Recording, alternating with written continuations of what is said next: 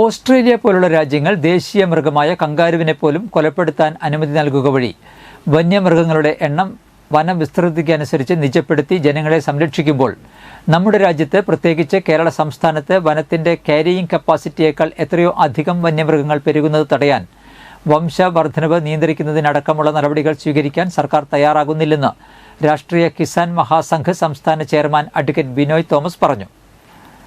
ചാലക്കുടി മേഖലയിലെ വന്യമൃഗശല്യം മൂലം പൊറുതിമുട്ടിയ നായാട്ടുകുണ്ട്, ചൊക്കന, കാരിക്കടവ്, മുപ്പിളി, കോടശ്ശേരി, പരിയാരം മേഖലകളിലെ നൂറുകണക്കിന് കർഷകരും തോട്ടം തൊഴിലാളികളും ചേർന്ന് ചാലക്കുടി ഡിവിഷണൽ ഫോറസ്റ്റ് ഓഫീസിലേക്ക് നടത്തിയ മാർച്ച് ഉദ്ഘാടനം ചെയ്ത് സംസാരിക്കുകയായിരുന്നു അദ്ദേഹം.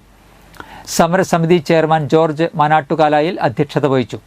രാഷ്ട്രീയ Kisan Mahasangh national coordinator advocate K V Biju മുഖ്യപ്രഭാഷണം നടത്തി.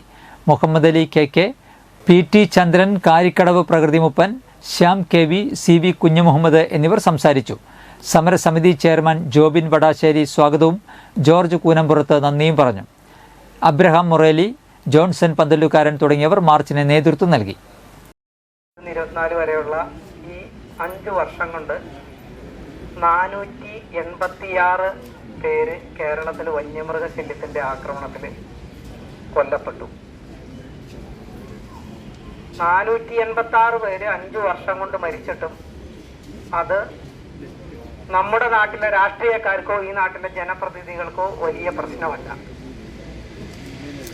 ഇതേ സമയത്ത് ഈ പ്രശ്നം ചർച്ച ചെയ്യാനായിട്ട് നിയമസഭയിൽ ഇതേവരെ